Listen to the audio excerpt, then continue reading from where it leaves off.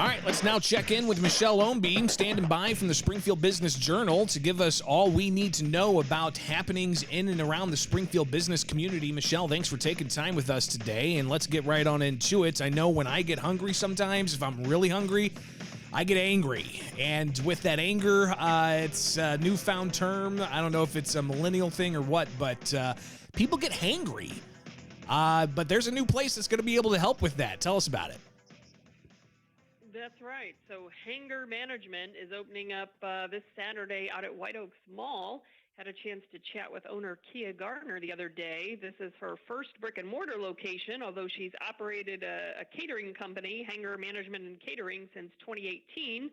She had graduated from culinary school in St. Louis and moved to Springfield shortly after that. So she's had her catering business the last few years, but said she wanted to expand into more of a brick-and-mortar location to reach more people. And she describes her food as comfort fusion. She says she likes to take comfort food from all different backgrounds and put a little twist on it. So she calls it fun food that tastes good.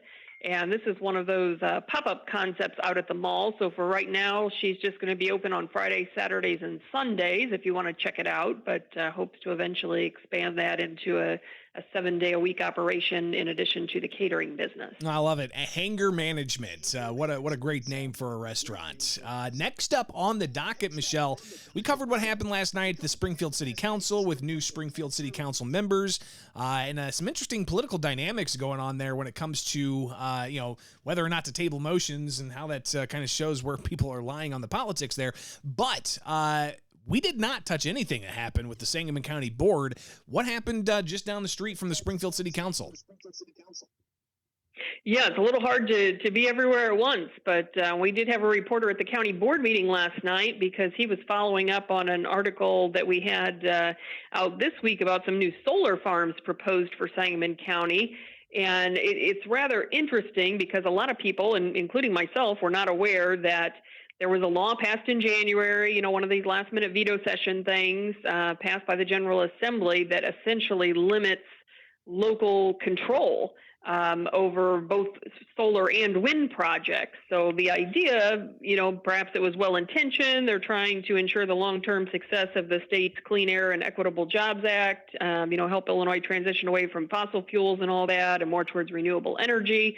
But because a lot of municipalities have been blocking wind and solar projects, the General Assembly, in their infinite wisdom, basically said that as long as a project meets certain criteria, the local government doesn't have a say over it. And so there were several solar farms in Sangamon County up for consideration at last night's county board meeting. And what's interesting is 2 of them passed. One of them failed by a 1-vote margin. And that's the project we wrote about. It's a solar farm proposed for the Westview Park subdivision, which is about 5 miles north of Rochester. And there were a group of neighbors that had gotten together. They had some organized opposition to it, came out to the county board meeting to speak. It failed by 1 vote, but whether or not the county board can legally decline the project is still kind of up in the air. They could be opening up themselves to some legal action there. Well, and there's also, like you said, the measure signed into law for the state seeming to take away the veto-proof ability of local governments to block these types of things. So a lot of moving pieces there. Of course, with the Springfield Business Journal, they've got resources to be able to be there and to cover those stories at the Sangamon County Board. So obviously, you're going to hear a lot more about that. Michelle, finally here, talk about the Springfield Growth Alliance and how they're partnering up with a public library in the area.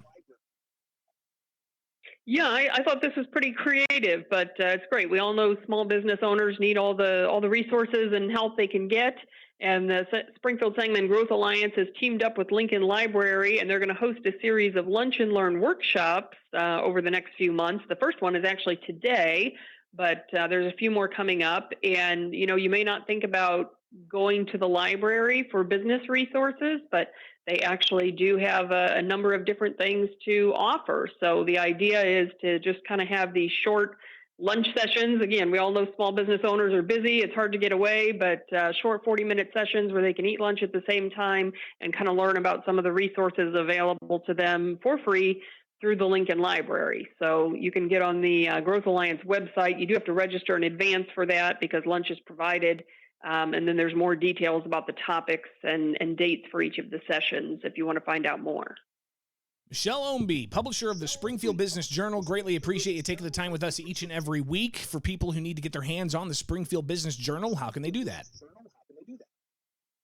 Well, you can go to springfieldbusinessjournal.com and sign up for Biz Bites. That's our weekly newsletter, and it's free of charge. Comes out every Wednesday afternoon. And, of course, you can also sign up for the print edition and make sure you get that delivered directly to your home or mailbox.